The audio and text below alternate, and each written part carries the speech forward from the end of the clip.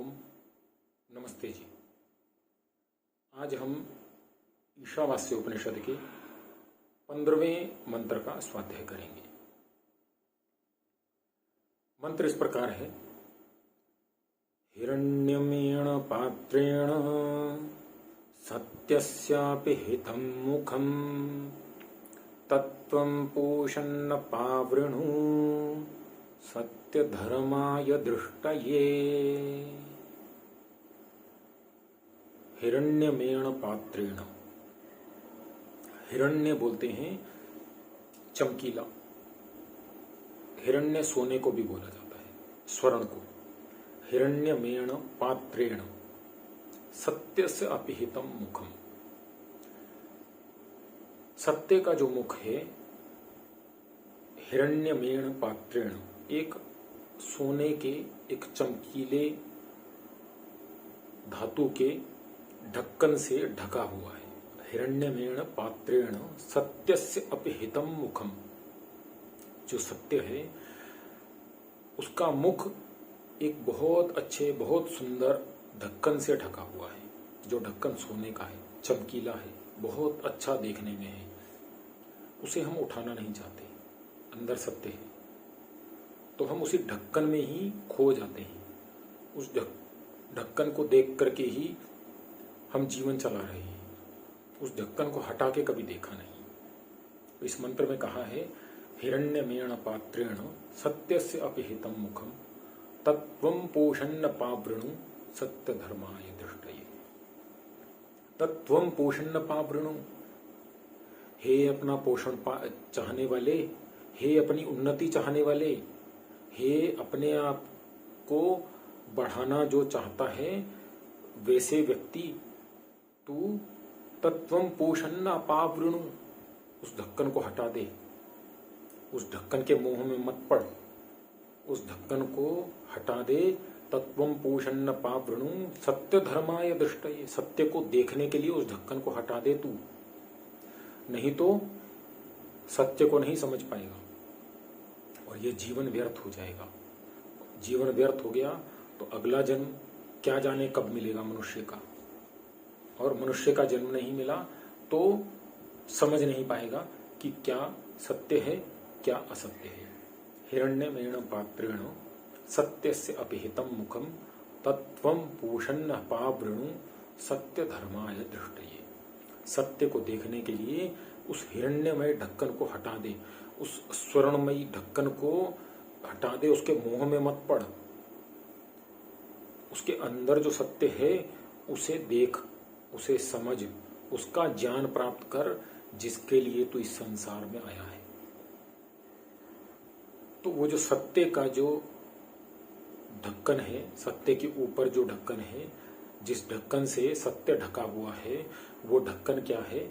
जो चमकीला ढक्कन है, स्वर्णमयी ढक्कन है, बहुत मोह में फंसाने वाला ढक्कन है, वो क्या है? वो इस संसार के भोग है, संसार है, यह है प्रकृति। ये प्रकृति मोहमयी है, हिरण्यमय है, यह फंसाने वाली है। तो इसमें मत फंस। हिरण्यमेण पात्रेण सत्यस्य अपिहितं मुखम। उस ढक्कन को हटा करके जो विद्या है उसे प्राप्त कर, सत्य को देख, सत्य को प्राप्त कर। सत्य क्या है? कि संसार नश्वर है, आज नहीं तो कल समाप्त होने ही वाला है। ये किसी के लिए रुकने वाला नहीं है। मेरा शरीर भी समाप्त होने वाला है, आज नहीं हुआ तो कल तो अवश्य होगा। तो उसके लिए मोह में मत पड़, और मोह में नहीं पड़ेगा तो तुझे सत्य के दर्शन होंगे, अर्थात तू सत्य की ओर अग्रसर होगा, और नहीं तो इस मोह में फंसा रहेगा और मोह में फंसे फंसे ही इस जीवन को समाप्त कर लेगा। और जो करना है, जो करने के लिए आया है इस जीवन में, वो नहीं कर पाएगा। करना क्या है? हमें, जैसा मैंने पहले भी मंत्रों में कहा है, हमें सुख प्राप्त करना है।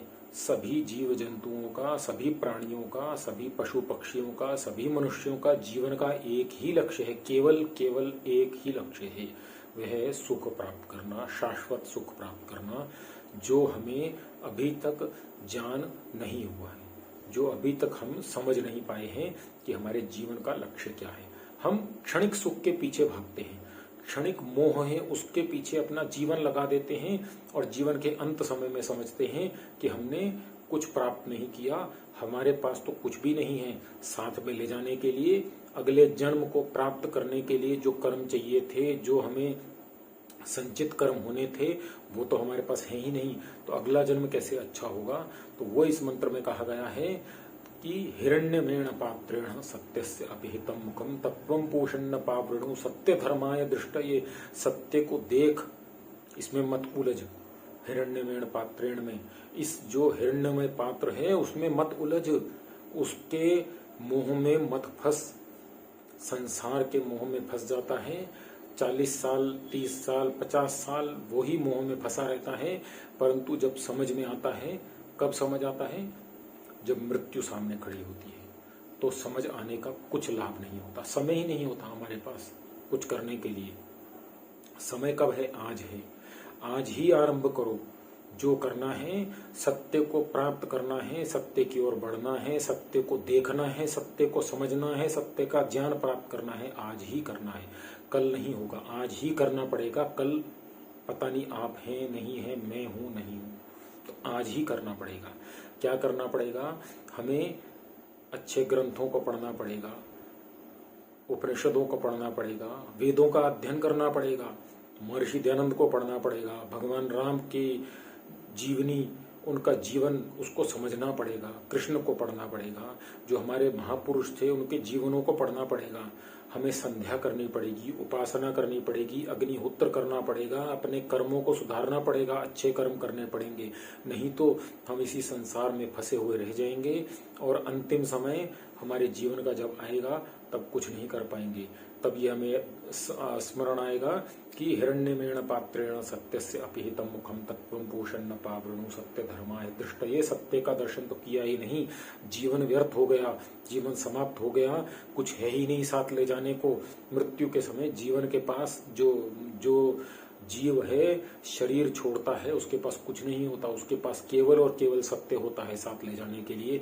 वो तो हमने प्राप्त नहीं किया, वो हमने देखा नहीं, उसे हमने समझा नहीं, और उसे प्राप्त करने के लिए, उसे समझने के लिए हमने कार्य नहीं किए।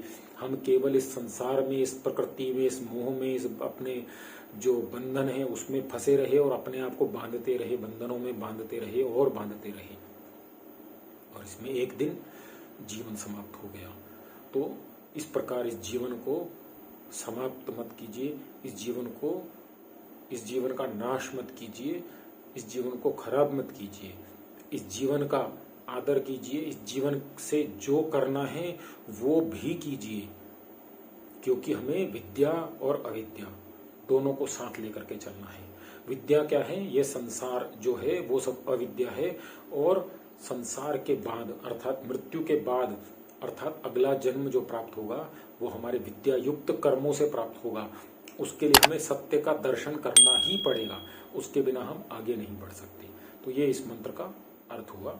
धन्यवाद। नमस्ते जी।